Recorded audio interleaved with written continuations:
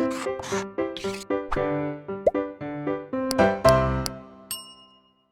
Students, blueprint में आपका स्वागत है। मेरा नाम अनुज शर्मा, मैं आपका केमिस्ट्री टीचर। आज हम जो वीडियो आपके लिए लेके आए हैं, आयतन संबंधी गणनाएं। इससे पहले की वीडियो में हम द्रव्यमान संबंधी गणनाएं कर चुके हैं, द्रव्यमान आयतन संबंधी गणनाएं कर चुके हैं। आज हम करेंगे आयतन संबंधी, यानी गैसों का जो आयतन होता है वो एनटीपी पर 22.4 लीटर होता है और किसी भी संतुलित रासायनिक समीकरण की सहायता से एक गैस का यदि आयतन दिया हुआ है तो हम दूसरी गैस का आयतन निकाल सकते हैं। जैसे कि क्वेश्चन में आप देखें, 27 डिग्री सेल्सियस तथा 760 मिलीमीटर दाब पर 20 लीटर ब्यूटेन के पूर्ण दहन के लिए समान ताप व दाब पर कितनी O2 की आवश्यकता होगी। तो इसमें हमें रासायनिक समीकरण अभिक्रिया दी हुई है, तो सबसे पहले हम क्या करेंगे, समीकरण लिख लेंगे। तो यहाँ पर संतुलित समीकरण लिखनी है। C4H10 ब्यूटेन का दहन किया, 13 मोल ऑक्सीजन के साथ अभिक्रिया करके 8 मोल CO2 बना रहा है और 10 मोल जल बना रहा है। तो इस समीकरण से हमें क्या पता चल रहा है, 2 मोल ब्यूटेन जो है वो 13 मोल ऑक्सीजन के साथ पूर्ण दहन कर रहा है।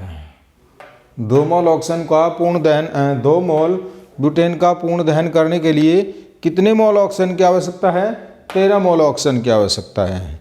यानी कि 2 लीटर ब्यूटेन के लिए कितने लीटर ऑक्सीजन की आवश्यकता है, 13 लीटर ऑक्सीजन की आवश्यकता है। और इन दोनों पॉइंट के आधार पर हम इस क्वेश्चन को सोल्व करेंगे। तो 2 लीटर ब्यूटेन के पूर्ण दहन के लिए आवश्यकता है 13 लीटर ऑक्सीजन की और 20 लीटर ब्यूटेन के पूर्ण दहन के लिए आवश्यकता होगी 13/2 गुणा 20, यानी 130 लीटर ऑक्सीजन की आवश्यकता होगी। अगला क्वेश्चन देखते हैं। समान ताप व दाब की परिस्थितियों में 10 लीटर एसिटिलीन गैस को जलाने पर कितने लीटर CO2 प्राप्त होगी। यहाँ पर कार्बन का भार 12, हाइड्रोजन का 1, ऑक्सीजन का 16। तो इसमें आपको क्या करना है, आप सीधे सीधे रासायनिक संतुलित समीकरण बना लेंगे। तो संतुलित समीकरण हो गई, C2H2 के 2 मोल 5 मोल ऑक्सीजन के साथ अभिक्रिया करके 4 मोल CO2 बनाते हैं और 2 मोल H2O बनाते हैं। तो इस संतुलित रासायनिक समीकरण से आपको क्या मालूम पड़ रहा है कि 2 मोल एसिटिलीन का पूर्ण दहन करने के लिए या 2 मोल एसिटिलीन का पूर्ण दहन करने पर 4 मोल CO2 प्राप्त होती है। यानी 2 मोल एसिटिलीन से 4 मोल CO2 प्राप्त हो रही है, 1 मोल एसिटिलीन से 2 मोल हो जाएगी। यानी इन दोनों में सीधा सीधा दुगने का अनुपात है। तो 10 लीटर से कितनी हो जाएगी, इसका दुगना हो जाएगा, 20 लीटर CO2 प्राप्त हो जाएगी। यही हमारा आंसर है। सीमांत अभिकर्मक, लिमिटिंग रिएजेंट। लिमिटिंग रिएजेंट क्या होता है, किसी भी अभिक्रिया की पूर्णता को प्रदर्शित करता है। वह अभिकर्मक जिसका रासायनिक अभिक्रिया में पूर्ण रूप से उपयोग किया जाता है तथा उसकी मात्रा बनने वाले पदार्थ की मात्रा को सीमांकित करती है।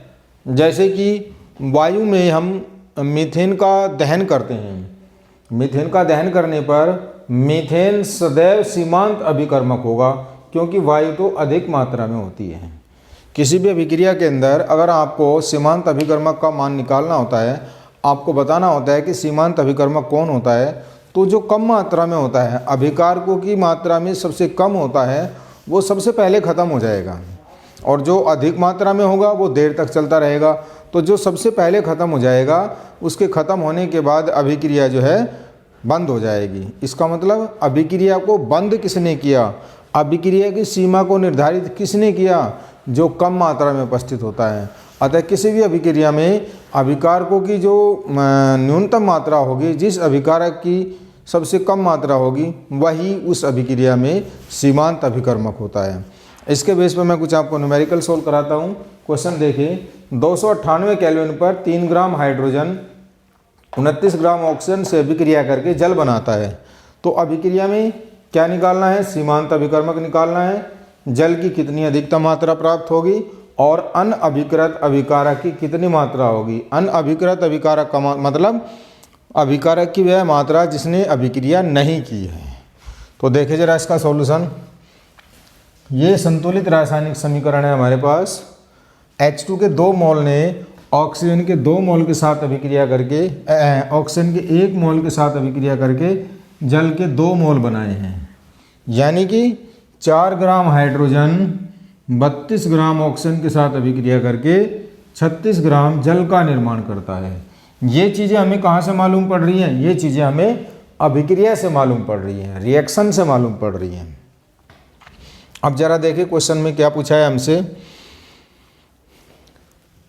सबसे पहले हम सीमांत अभिकर्मक निकालने के लिए क्या करेंगे? सीमांत अभिकर्मक निकालने के लिए ये देखेंगे कि इन दोनों अभिकारकों में कम मात्रा में कौन उपस्थित है अभिक्रिया के अंदर। अभिक्रिया के अंदर जो अभिकारक कम मात्रा में उपस्थित होगा वही उस अभिक्रिया में सीमांत अभिकर्मक होगा। तो यहाँ पर जैसे 4 ग्राम हाइड्रोजन से पूर्ण अभिक्रिया करने हेतु ऑक्सीजन की मात्रा कितनी है? 32 ग्राम। 4 ग्राम हाइड्रोजन से 32 ग्राम ऑक्सीजन अभिक्रिया कर रही है, और 3 ग्राम हाइड्रोजन से 3, क्योंकि क्वेश्चन में हमने कितना लिया हुआ है? 3 ग्राम लिया हुआ है, और 3 ग्राम हाइड्रोजन से पूर्ण अभिक्रिया करने हेतु आवश्यक ऑक्सीजन की मात्रा कितनी आ जाएगी? 32/4 गुणा 3 बराबर 24 ग्राम आ जाएगी। यानी कि 3 ग्राम हाइड्रोजन कितनी ग्राम ऑक्सीजन से अभिक्रिया करेगा? 24 ग्राम ऑक्सीजन से अभिक्रिया करेगा। और अभिक्रिया के अंदर हमें ऑक्सीजन दी कितनी है? 29 ग्राम दी है। तो इसका मतलब 29 ग्राम ऑक्सीजन की मात्रा है। तो कम कौन है हमारे पास? हाइड्रोजन। हाइड्रोजन कितना है? 24 ग्राम। इसका मतलब ऑक्सीजन की 5 ग्राम मात्रा फिर भी बच जाएगी। तो सीमांत अभिकर्मक कौन हो गया? हाइड्रोजन। ठीक है। अब दूसरे नंबर पे निकालते हैं जल की अधिकतम कितनी मात्रा प्राप्त होगी। तो 4 ग्राम H2 ऑक्सीजन से संयोग करके कितना जल बनाता है? 36 ग्राम। यह हमें कहाँ से मालूम पड़ रहा है? इस समीकरण से मालूम पड़ रहा है। और हमें निकालना कितना है? हमारे पास हाइड्रोजन है कितना? 3 ग्राम हाइड्रोजन है। तो 3 ग्राम हाइड्रोजन ऑक्सीजन से संयोग करके कितना जल बनाएगा? 36/4 गुणा 3 बराबर 27 ग्राम। 4 9 36 9 3 27। ठीक है। तो जल की अधिकतम मात्रा कितनी प्राप्त होगी? 27 ग्राम प्राप्त होगी। तीसरे नंबर पे हमसे पूछा हुआ है अनअभिकृत अभिकारक, यानी कि वह अभिकारक जिसने अभिक्रिया नहीं करी है वो कितना बच गया? अनअभिकृत अभिकारक। तो 3 ग्राम हाइड्रोजन से पूर्ण अभिक्रिया करने हेतु आवश्यक ऑक्सीजन की मात्रा कितनी आई है? 24 ग्राम। जो हमने कहाँ निकाली है? यहाँ पर निकाली है, ये 24 ग्राम। और ली गई ऑक्सीजन हमने क्वेश्चन के अंदर कितनी ली है? ऑक्सीजन क्वेश्चन में हमें दिया हुआ है 29 ग्राम ऑक्सीजन। तो अनअभिकृत कितनी बचेगी?